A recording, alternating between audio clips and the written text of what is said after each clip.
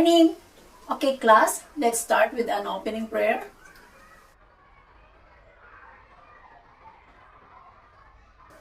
Okay, good morning again, class. Good morning, teacher. It's nice to see you again.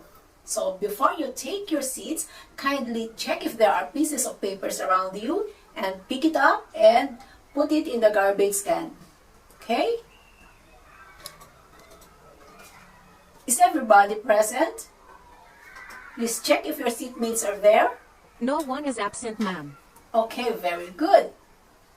Everybody is present. Now, I would like to remind you all with our classroom rules. What are those classroom rules, class?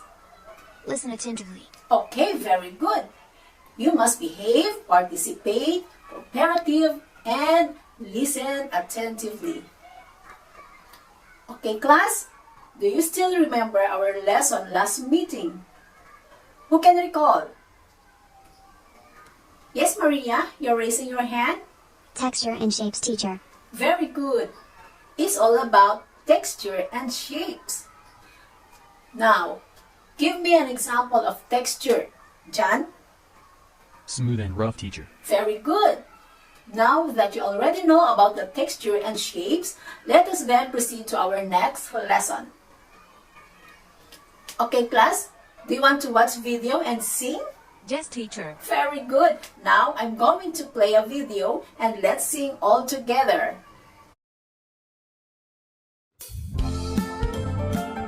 Lines, lines, lines, lines. There are different kinds of lines. We have the straight line, curved line, wavy and zigzag lines. Straight line has three different kinds: vertical, horizontal, and diagonal. Lines, lines, lines, lines. There are different kinds of lines.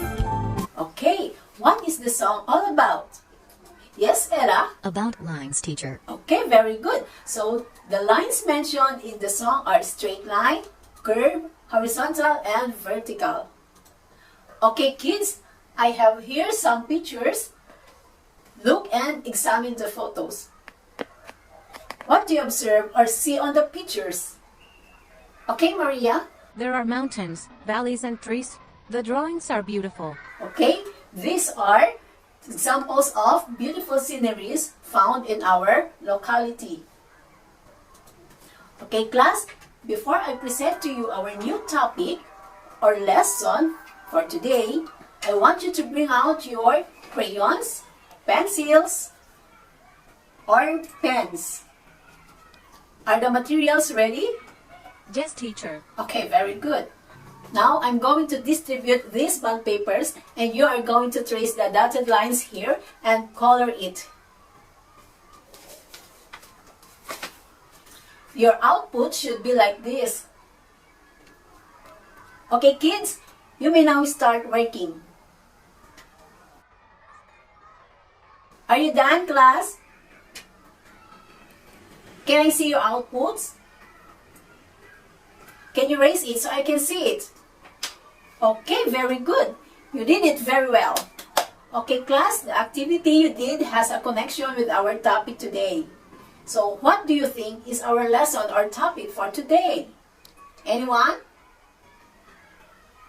Okay, I heard someone says lines. Who said that? Me, teacher. Okay, very good again, Maria. So, here is the meaning of line. Line is an element of art defined by a paint moving in space, and here are the types and characteristics of lines. Okay, class, in the picture number 1, what kind of line is that? And what characteristics that line have? Anyone? Straight line, teacher, with horizontal and vertical lines. Okay, very good, Joseph. How about the second picture? What type and characteristics that line have? Okay, Ella.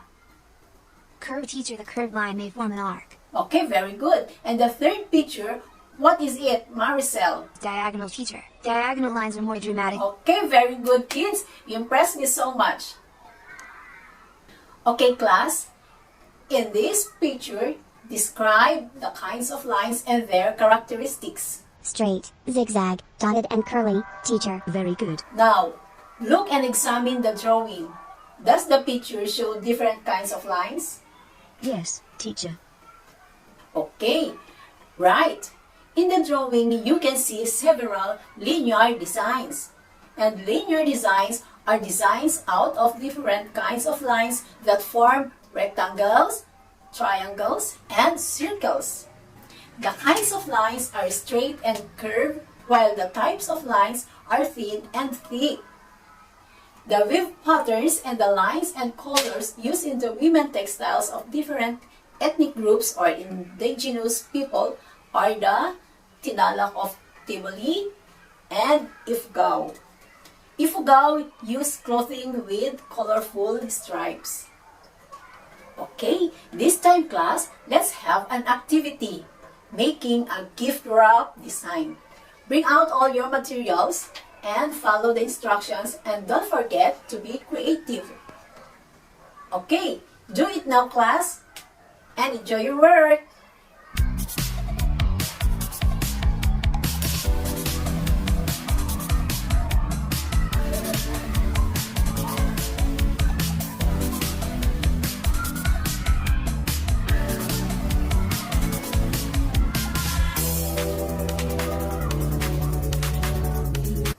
Okay, everybody finished? You may now post your artworks here on the board. Wow! Wonderful! Very good, children. So, what makes your design artistic and creative? Different kinds of lines can create artistic and creative designs. Very good. And now, how can you show appreciation of others' work? Compliment the work of others. Okay, very good. That's right. Now, to give you an idea on how you will be given points, I will going to present the rubrics of the activity. So, here is your assignment class. Look for a picture of cloth with geometric design from old magazines or newspapers and ask the assistance of your parents and guardians in cutting the pictures. Okay? Copy your assignments on the board now. And if you're done, please pick up the pieces of papers under your chairs. Okay, class, goodbye. Goodbye, Goodbye, teacher. teacher.